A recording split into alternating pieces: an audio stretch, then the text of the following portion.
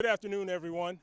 I'm excited to be here with Mayor Castor and our partners that you see around me to announce our next level of commitment to our environment and beautiful waterways. My name is Mark Wolfalk, and I have the privilege and honor to serve as the City of Tampa's Director for the Department of Solid Waste and Environmental Program Management. Our departmental priorities really focus on recycling. That includes reducing and reusing all the materials that we produce. Another is ensuring the cleanliness of our communities and make sure that we provide clean or preserve the aesthetics in our communities. In addition to providing collection service to over 84,000 residential and commercial customers on a weekly basis, our team also leads the way for the city's special events.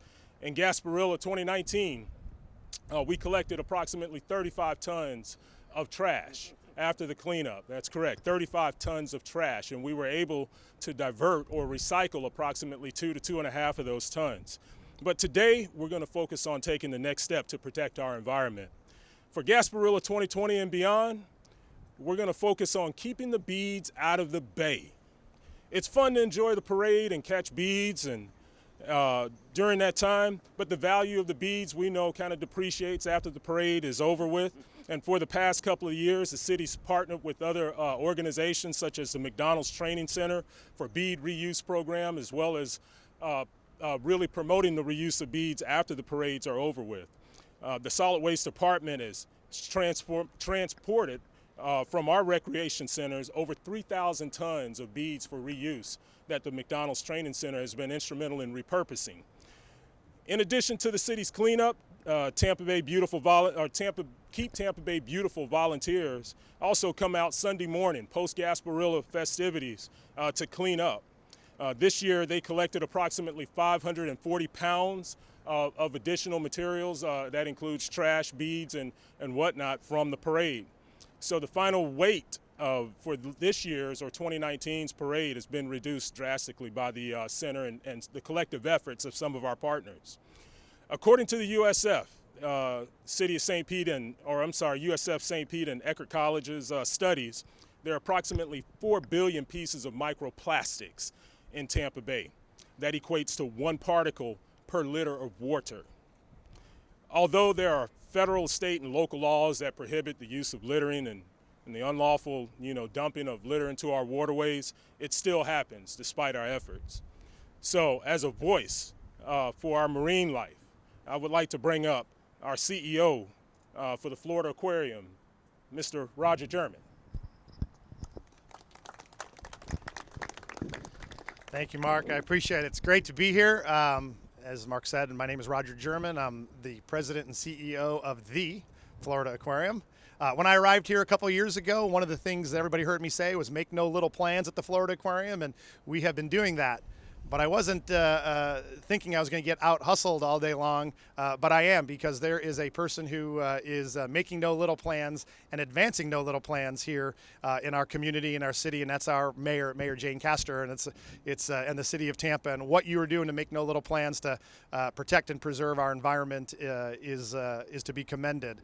So at the Florida Aquarium, 842,000 people came through our doors last year to come see marine life up close and personal. They wanted to see the fish. They wanted to see sea turtles, sharks, rays, everything that is in our aquatic neighborhood and our aquatic backyard right here in Tampa and Tampa Bay. And why do they want to see those? Because they care about the marine life that is here in our backyard. They care about our quality of life here in Tampa and Tampa Bay.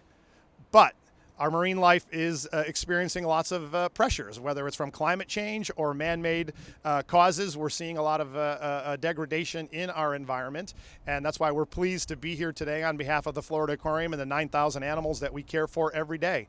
Because keeping beads out of the bay is critically important to not only our marine life and our ecosystem, but also our quality of life as humans and as Tampanians, and we're excited. This past year, we had our divers out in the waters behind us and up and down Bayshore Boulevard, cleaning up the beads that unfortunately made it in the water. and over 120 pounds of beads under the water. Our divers cleaned up. We know that's just a portion of what may be down there, but we did our part to help clean up those beads underwater. The other thing we did is we held a promotion last year at the Florida Aquarium, so you get discounted admission if you bring your beads in to the Florida Aquarium. We want to, again, encourage reduce, reuse, recycle, especially beads that are so part of our tradition here in Tampa. And we had two 55-gallon drums filled with beads that our Tampanians brought in to the Florida Aquarium. So while we will continue programs as with our divers getting in the water, we'll continue programs to bring beads into the Florida Aquarium for discounts. We are encouraged that if everybody does their part to keep beads out of the bay, that we'll have less beads this year. And at some point, we'll have no beads coming into the Florida Aquarium that were directly linked to our waterways. So again, we're excited to be here for the Florida Aquarium. We think this is a bold, visionary step to continue to make Tampa the city that we all aspire to be, which is this world-class city that cares about its environment, that cares about its marine life, and cares about its ecosystem. And again, we applaud Mayor Castor for your leadership in this role. We like to thank the crews and the city council and others who who are here. We again understand this is a long-standing tradition, but we can all do our little part to make it a better Tampa. We're excited for that. So with that, let me turn it back over to you, Mark, and we're excited to be here. Thank you very much. Prior to bringing up our next speaker, I would also like to take the time just to recognize the hard work and the efforts of the dedicated men and women of the Department of Solid Waste, as well as those other city employees that partner with us during this time of the year to make sure that we can restore the aesthetics along Bayshore Boulevard. So now I'd like to bring up the Gasparilla Eumystic Crew Chairman, Mr. Richard Chapman. Thank you, Mark. I'm Richard Chapman. I am captain of the Eumystic Crew of Gasparilla, and we're, along with our fellow crews, proud to be part of this new effort to protect the bay and keep beads out of the bay. For over 100 years, like the earliest settlers that came to this bay and saw a great beauty and a bountiful bay, we get to reenact that same effort every year as we come for our invasion. And part of our responsibility is to maintain the beauty of this bay that we all rely on in our daily lives and work. When some of the people behind me were in middle school, and I was in middle school, and probably the mayor in middle school, the city council took up a great effort to clean up this bay. And anyone who's lived here that long has seen the dramatic revitalization of this great estuary. And through the years, we've always tried to do more to protect it. A few years ago, we started a manatee watch to protect that endangered species, to make sure that we weren't impacting this great bay. A few years ago, we started making sure that we published rules for all mariners participating in the invasion not to throw beads into the bay. And with today's renewed effort to continue that message and promote this important ongoing effort, we are thankful that the mayor's included us and all the crews in helping move forward. Thank you. All right, thank you, Richard. Now, without further delay, I'd like to introduce to y'all, for sure it's not for the first time, our Mayor, Jane Castor. How you doing there? Thank you, Mark. Thank you all for coming out today. And thank you, Roger German from the aquarium, and thank you, Richard Chapman from Eumystic Crew. Very, very appreciative to be here today for this incredible announcement.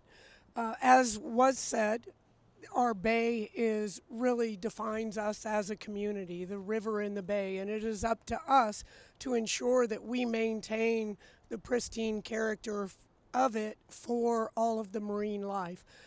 One of the platforms of my administration is sustainability. That is something that I'm going to focus on. We are bringing in an officer to ensure that the resiliency and the sustainability of our community, that we will be able to hand off a wonderful, wonderful community to the generations to come. And this is just one of the efforts towards that end. So I am so, so thankful to everyone that is involved. I have to go way back. So I had a call from Keith Sedita and his wife Jill and said, can you meet, have breakfast with us and our boys? They have something they want to present to you. So I go to breakfast and I meet Dimitri and I meet Ethan. And they told me, this was shortly after Gasparilla years ago, that they were out by their home and they were fishing after Gasparilla, and they kept pulling up every hook they would throw out, they would pull in beads. And so they wanted to come up with a way to, first of all, stop people from throwing those beads into the water, and then secondly, to remove all of those beads from the water. And Dimitri actually got a underwater drone and took a video that we will make available to all of you, that you will actually be astounded at how many beads there are underneath the water. And all of that is affecting our marine life. So what did we do after that? I got in touch with Don Barnes, and I got in touch with individuals from the Rough Riders. I got in touch with individuals from the crew of Santiago, and everyone, as is the case here in Tampa, everyone was willing to stand up and do what they could to ensure that we didn't have any more beads thrown out into the bay. So how are we going to go about this? Well, first and foremost, we have to brand it. We have to have a marketing plan. So who do you call when you need the best branding and marketing in Tampa? You call Colleen Chappell. And when you call Colleen, she never, ever says no. So Colleen Chappell from Chappell Roberts, I said we need a slogan, we need branding for this. And so Megan came up with, you got to have a t-shirt, Bead Free Bay. So we have the branding, the marketing for it. We're going to have signage at all of the boat slips, and also the yacht Starship. Troy Manthe is putting banners all over his boats. Daryl Stephanie is also getting involved. So everyone, all of the crews, they're going to let all of their individuals know. So it's going to probably take a couple of years to ensure that we have a bead-free bay. But this is a start today.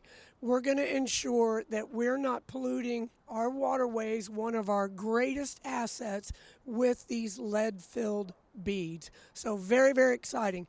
And as we all know, Gasparilla, although I am not giving the key to the city to you scallywags this year, and I've got the Rough Riders as a backup right there. I even call in the crew of Santiago too. So with that said, we all know that Gasparilla really defines our community, and it is a way for the entire community to come together and celebrate our diversity, celebrate all that is great about the city of Tampa. So this is just one more addition to it, and we have something else as well to ensure that beads don't hit the floor of our bay. We are introducing Skipper the Dolphin, who is going to be under the water watching for any beads that are thrown off a boat. So any of those boaters that are out there, if those beads come off of your boat, you better be prepared for Skipper to come up and give those beads right back at you, right? All right. All right. Thank you all very much. We think this is a wonderful, wonderful initiative.